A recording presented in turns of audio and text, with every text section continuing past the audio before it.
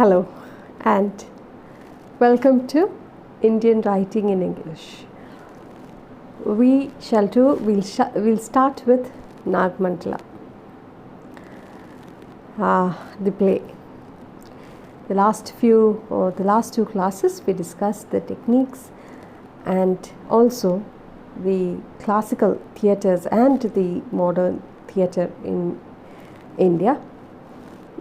We also discussed Girish Karnad, his major works and awards conferred to him. So let's begin the play. So Nagamandala, or the play with a cobra. So I'll just read out the characters for you.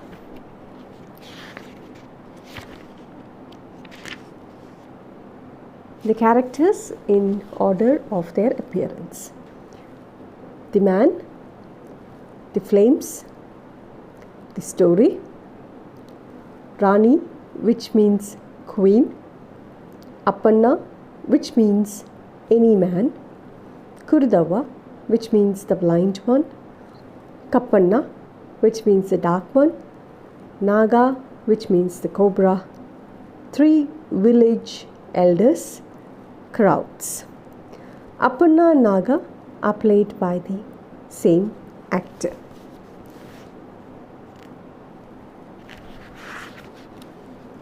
So the play is divided into prologue, Act 1, Act 2, and the later half of Act 2 serves as the epilogue. So let's begin prologue. The inner sanctum of a ruined temple. The idol is broken, so the presiding deity of the temple cannot be identified. It is night. Moonlight seeps in through the cracks in the roof and walls. A man is sitting in the temple. Long silence. Suddenly, he opens his eyes wide, closes them, then uses his fingers to pry upon his eyelids. Then he goes back to his original morose stance. He yawns involuntarily, then reacts to the yawn by shaking his head violently and turns to the audience. So at the beginning itself, we get a surrealist feeling, right? There's a lot of magic happening. A surrealist technique is used by Girish Karnad. The ruined temple, the idol broken, moonlight seeping through the broken roof of the temple. And if you look at the inner room or of the temple, it can be considered as it is the Garbhagriha or the womb from where the cosmic energy from above is received by the deity or presiding deity, and then it spreads to the worshippers. So the best place that Karnad chose is a temple. So drama also, the Natya Shastra, is a divine art form from the god Brahma to humanity. It is considered to be the 5th Veda. Here, the sacred level, that is the temple, and the artistic level, that is the theatre, gets merged. So, the ruined temple and the broken idol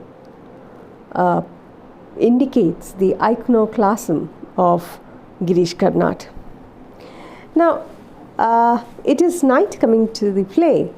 It is night and the moonlight seeps in through the cracks in the roof. There is a man standing or sitting in the temple. He looks very sad, very gloomy, in a morose. Look at his original morose stance. So he's very gloomy We don't know what the reason is. He looks extremely gloomy, and not just that, he is trying to keep himself awake. At times, he dozes off to sleep, and then forcefully he wakes himself up and tries to open his eyelids, keep them open wide. So he's trying to stay awake. We do not know why he is trying to stay awake. Anyway, he does not want to doze off to sleep, because he once, when he dozed off to sleep, he yawns involuntarily. He doesn't want to yawn either. He just wants to shake off the sleep from him, but he is not able to. And so when he yawns involuntarily, and then he gets angry, irritated, and he reacts to the yawn by shaking his head violently, and then he turns to the audience. He addresses the audience. He is the Sutradhara, or the narrator, a technique used in our classic theatre, the Indian theatre. The man, now here we have man, he gives the reason as to why he's keeping awake and why he has come to this ruined temple. I may be dead within next few hours. There's a long pause. I'm not talking of acting dead, actually dead. I might die right in front of your eyes. There's a pause. A mendicant told me, you must keep awake at least one whole night this month. If you can do that, you live. If not, you will die on the last night of the month. I laughed out when I heard him. I thought nothing would be easier than spending a night awake. There's a pause. I was wrong. Perhaps death makes one sleepy.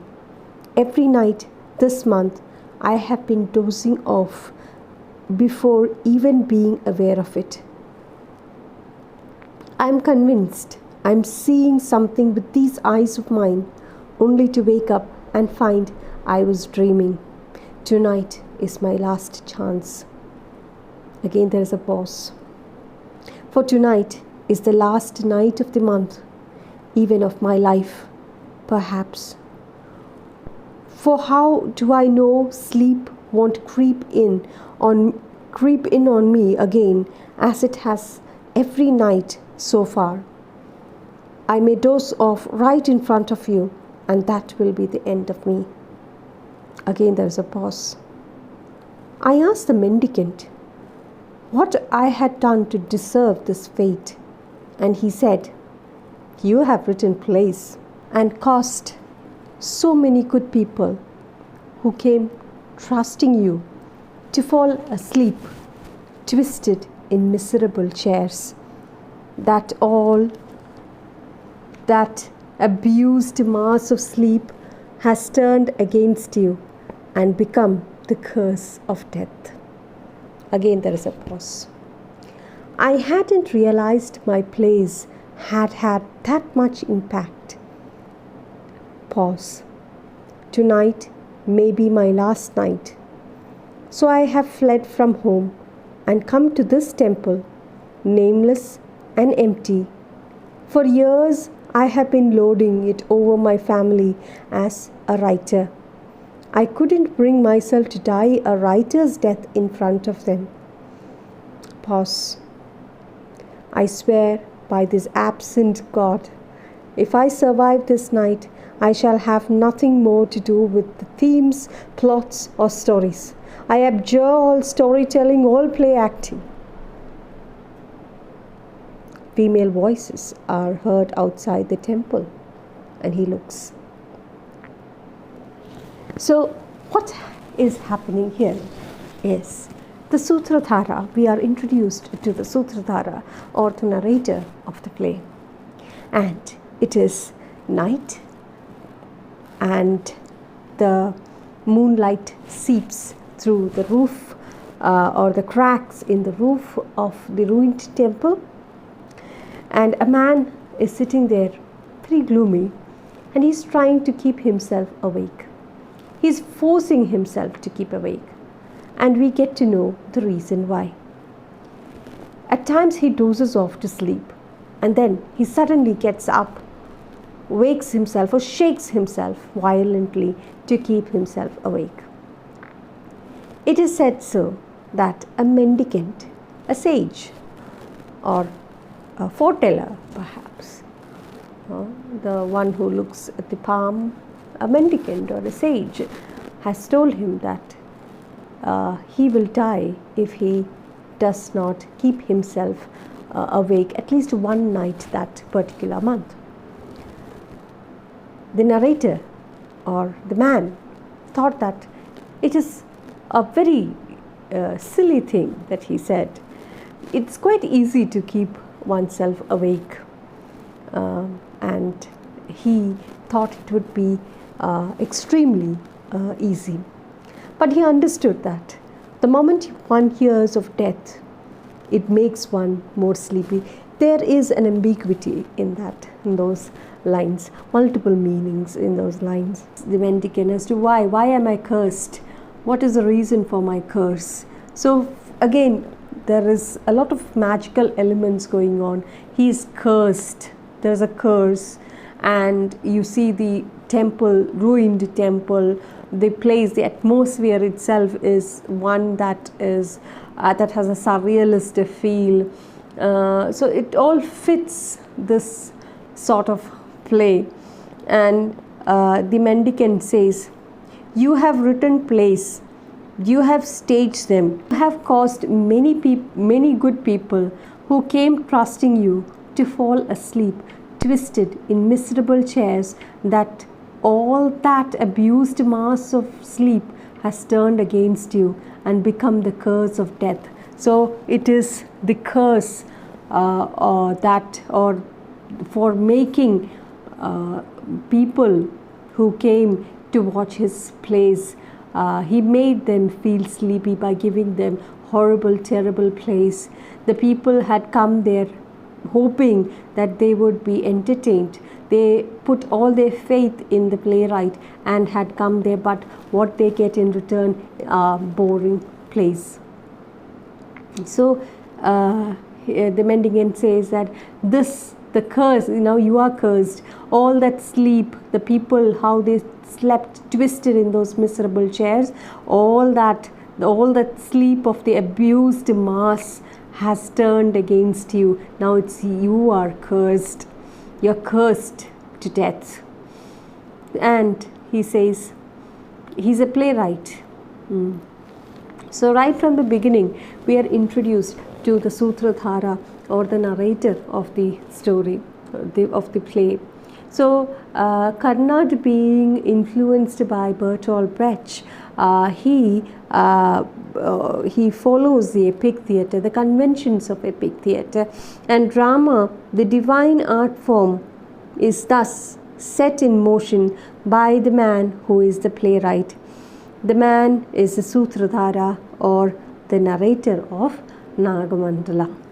Okay, and he is a horrible playwright, and he has been cursed by the people, or the people who had come there hoping to see good plays, fell asleep in those chairs, and he has been cursed. So again, the curse, a magical form, a magical element again. So he says, I did never realize that my plays were this horrible, and that it could create so much of impact on the people. And so he says, tonight is the last night. If I don't keep myself awake, then I will die. Maybe this is my last night. If I don't keep myself awake, I will die. And not only that, he tells, I have fled from home and come to this temple, nameless and empty. For years I have been lording it over my family as a writer. I couldn't bring myself to die a writer's death in front of them. So he openly confesses all that he has done, or he had done, he told his family, he boasted to his family that he was a great, a prominent and famous writer, and that his plays were well accepted by everyone. But that was just a bluff. Okay, so now that if he is to die a cursed death, and if he is to die in his house, then his family, when they come to know that he was a terrible writer or a terrible playwright, they would be disheartened. He cannot even bear the thought of it, and therefore he fled from home and have come or chosen this ruined temple as a place where he could die in case he does not keep himself awake. And he says, I swear by this absent God, if I survive this night, I shall have nothing more to do with the themes, plots, or stories. I abjure all storytelling, all play acting. So he says that's a humorous one, hilarious one, because he is swearing by the absent God. There is no idol there. And he says that if I survive, I will stop writing.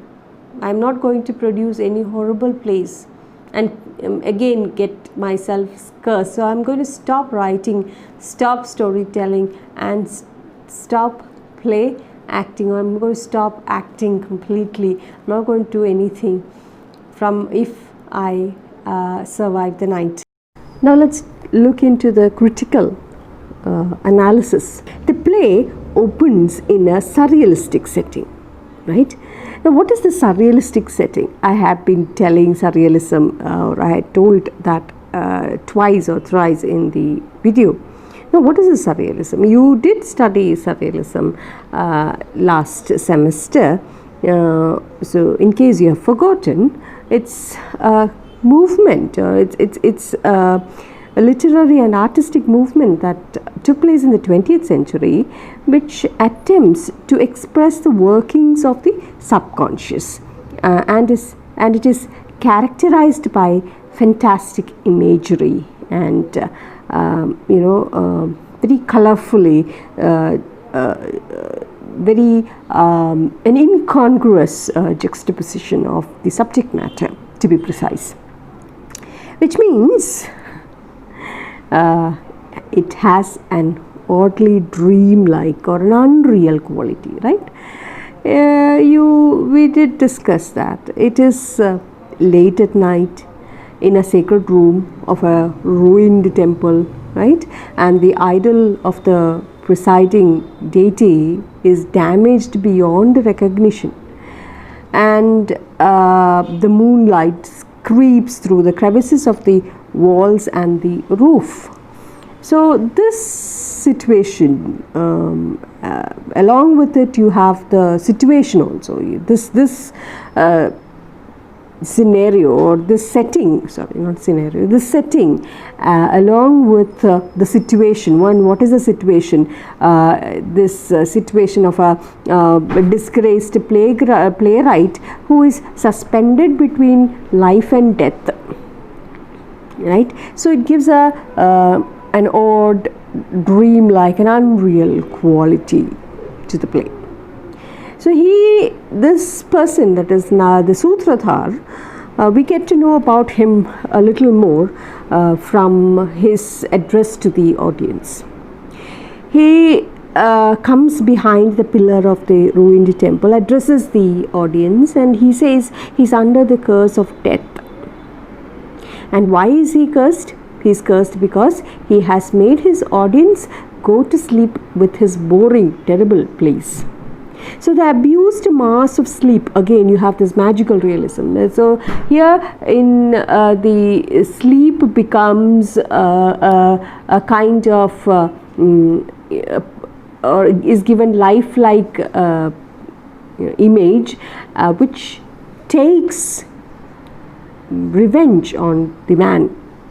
Okay, so the abused mass. Look, so the abused mass of sleep of his audience comes back to him or recoils on him as a curse of death. You may have this brings the Arabian Nights in mind. You remember Scheherazade, right? Who's Scheherazade? Scheherazade is the woman in the story of the Arabian Night, the wife of the Sultan Shahryar. Yes, and she is the daughter of the vizier of Shahryar. Now, what is the story? I hope you do remember the Arabian Nights and its story. The story, I'll just give you a little out of curiosity. So, according to the story, the Sultan Shahryar found that his first wife was very unfaithful, and thus he becomes a woman hater. He decides to kill. He would marry a woman, or he would marry, and then he would kill a new wife each day.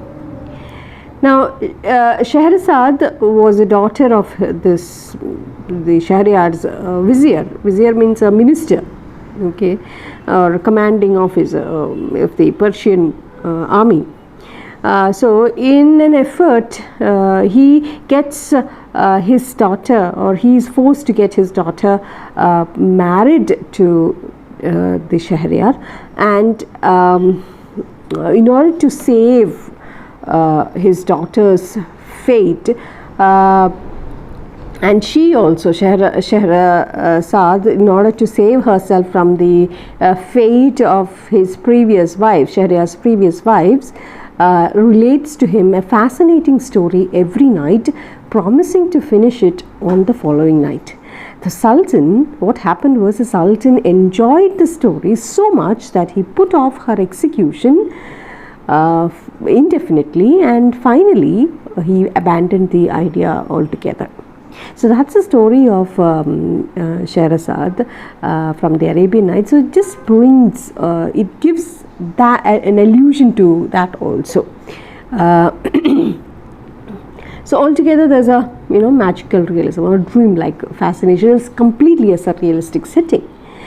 Okay, so likewise you have, just like Scheherazade had to keep a story alive to escape from death, this disgraced playwright also has to kill a story to escape from death. Okay, so he promises solemnly, right? He says, I swear by this absent God. Now that is itself is very hilarious. The God, there is no idol there. The idol is ruined beyond recognition. But still, he's swearing. I swear by this absent God, if I survive this night, I shall have nothing more to do with themes, plots, or stories. I abjure all storytelling, all play acting. So, just like Scheherazade had to keep a story alive to escape from death, this disgraced playwright, on the other hand, has to kill a story to escape from death. Okay, so so that's about it for the additional details. Yeah, so he has been advised by the mendicant, that sage, who explains to him the reason for his cruel fate. And what is the reason?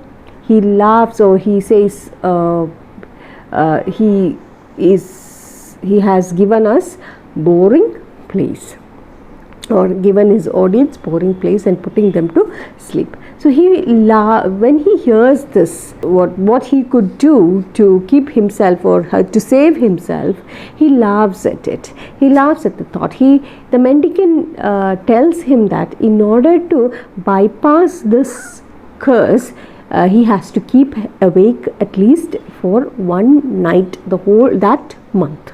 At least one night that month he has to keep himself awake.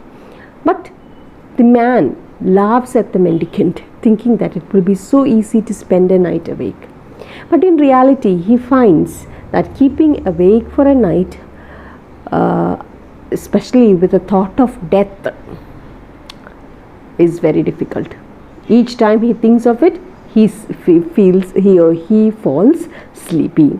He has almost spent all the nights of that month, except for that present day or the present one. He spent most of all the nights dozing off in spite of the curse of death hanging over the head, just like the sword of Damocles. He must not go to sleep that night if he wants to save himself from death.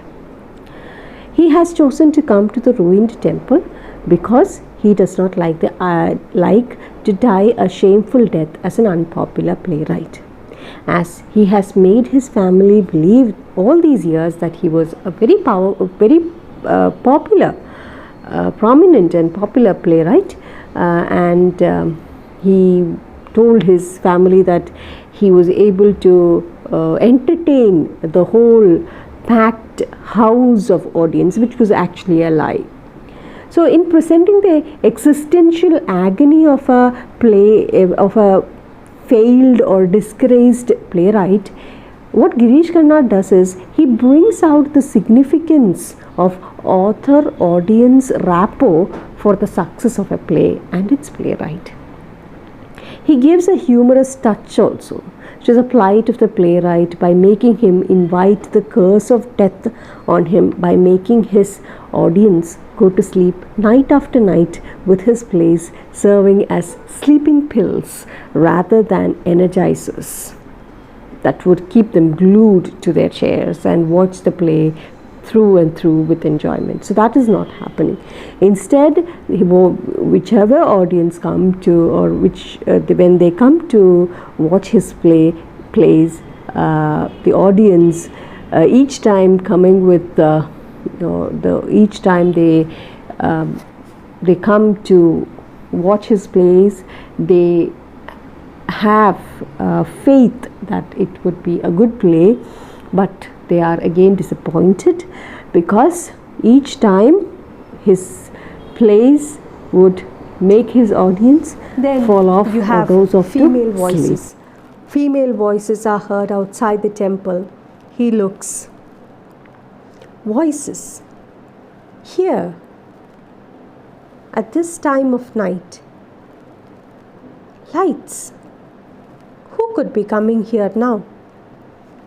He hides behind a pillar. Several flames enter the temple, giggling.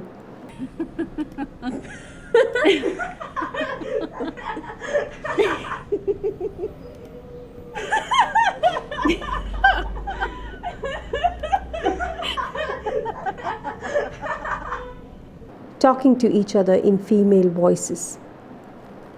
I don't believe it. They are naked lamp flames. No wicks, no lamps, no one holding them. Just lamp flames on their own, floating in the air. Is that even possible? Another 3 or 4 flames enter, talking among themselves. Flame 3, addressing Flame 1, which is already in the temple. Hello, what a pleasant surprise. You are here before us tonight. Flame 1, the master of our house, you know what a skinflint he is. He is convinced his wife has a hole in her palm, so he buys all the groceries himself. This evening, before the dark was even an hour old, they ran out of cuspy oil. The tin of peanut oil didn't go far. The ball of castor oil was empty anyway. So they had to retire to bed early, and I was permitted to come here. Laughter. Flame 2, sneering. Cuspy oil? Peanut oil? How disgusting. My family comes from the coast. We won't touch anything but coconut oil. Flame 1. But at least I come here every night. What about your friend, the kerosene flame? She hasn't been seen here for months. She is one of the first tonight. So these flames, who are these flames? They're so magical. From the narrator, we get to understand that they are flames. Okay, so there's a magical element, magical realism used by Karnad here. No wicks, no lamps, no one holding them, just the lamp flames. They have come around, or they have come to this ruined temple to gather around. There's a meeting, not a meeting, to gather around to converse. So this flames, what does it symbolize then? It symbolizes women, several women working in the neighborhood, like the servants, which after their family retires to bed, goes out to talk, to communicate, to tell stories, and so on. So they are presented as flames here. So flame 4. Actually, from today on, I don't think I'll have any difficulty getting out and early. Flame 1. Why? What happened? The other flames giggle. Flames, tell her. Flame 4. My master had an old ailing mother. Her stomach was bloated, her back covered with bed sores. The house stank of cough and phlegm, pus and urine. No one got a wink of sleep at night. Naturally, I stayed back too. The old lady died this morning, leaving behind my master and his young wife, young and juicy as a tender cucumber. I was chased out fast. There she's a flame. Giggles. Flame 3. You are lucky. My master's eyes have to feast on his wife limb by limb if the rest of him is to act. So we lambs have to bear witness to what is better left to the dark. They all talk animatedly. New flames come and join them. They group and regroup, chattering. Man to the audience. I had heard that when lamps are put out in the village, the flames gather in some remote place and spend the night together gossiping. So this is where they gather. Okay. All right. So the fallen playwright, soon when he's trying to keep himself awake, and this disgraced or the fallen playwright is standing there in the temple, not knowing what to do. He's trying his level best to keep himself awake. At that time he's surprised to hear some female voices giggle near the temple, and soon finds that they are naked flames coming to the household lamp, coming from the household lamps once their masters put them out before going to sleep with their wives. The flames float in the air without any wick or so. That is to support them. There is no wick, nothing of that sort. Only the flame. So here you again, Karnad brings in the magical effect. Okay, and then we have this oral tradition coming in, the folk tales and the oral traditions. The playwright, this disgraced playwright, the Sutradhar, through him we get to hear of the play of the old traditional folk stories of the flames of the village. He has heard that the flames of the village leave their homes at night and gather at some remote place and gossip. He now learns that it is a ruined temple where they have their nocturnal meetings. Soon another set of flames enter the temple, talking among them. So whenever the flames are put out, he doesn't present a village where there is electricity. It is a village where there is no electricity. It takes us again, transports us to a a past era or a past time where there is no electricity. Again, it is to bring in that touch of magic. It is to bring in that surrealistic feeling as well. So the flames, when they are put out, where do these flames gather? These flames, they walk to a nearby place, a lonely or an isolated place, and they sit together to gossip, a magic effect. Again, it talks to us, or he tells through the Sutradhara, we get to see the technique of folk tales happening here.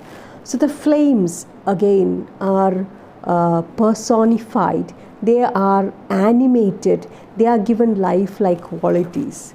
So when the flames are put out in their homes, where do they gather? They gather in this temple or in this ruined temple to discuss, to gossip.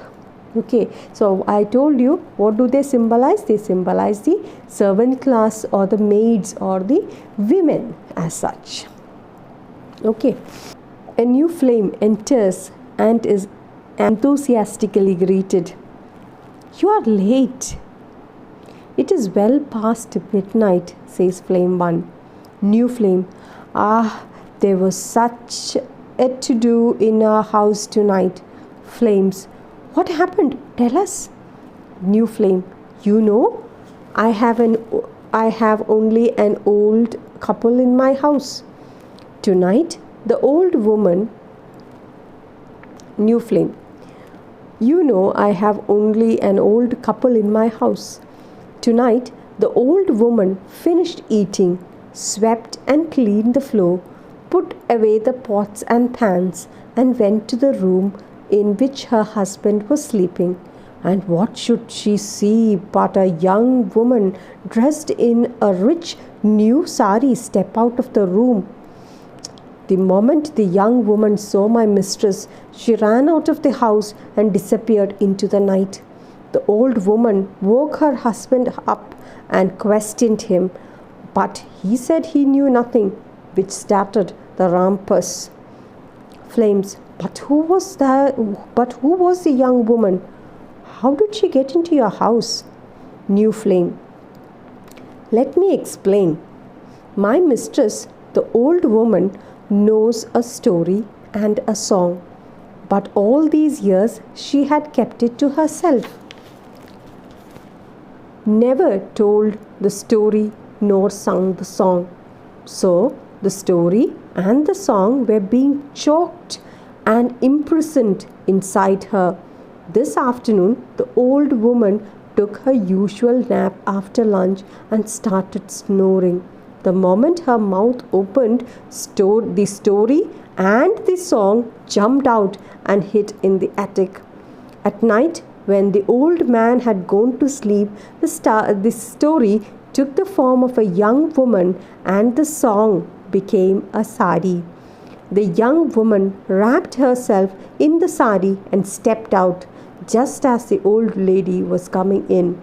Thus, the story and the song created a feud in the family and were revenged on the old woman. Flame 1. So, if you try to gag one story, another happens. Flames altogether. But where are they now? The poor things. How long will they run around in the dark? What will happen to them? New flame. I saw them on my way here and told them to follow me. They should be here any moment. There they are.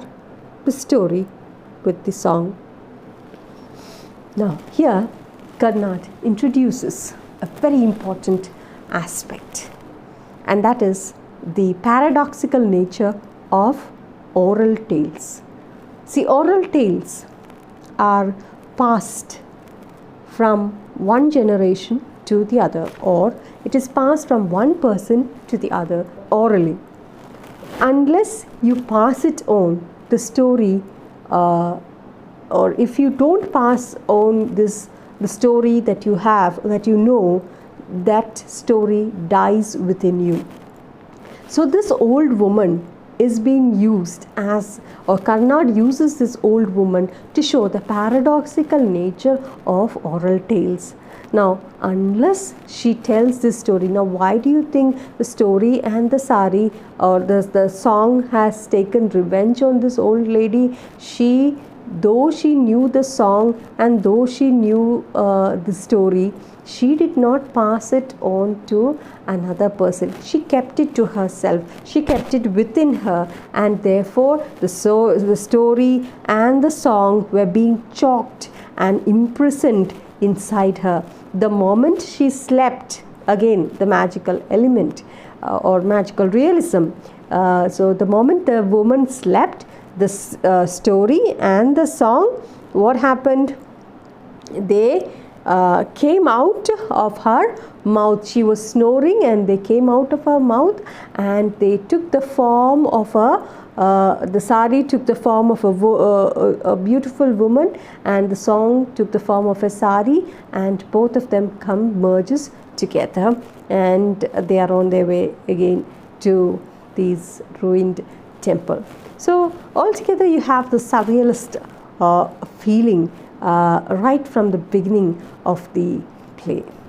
So we will continue with the play, the rest, the next set in the next class. So thank you and keep safe.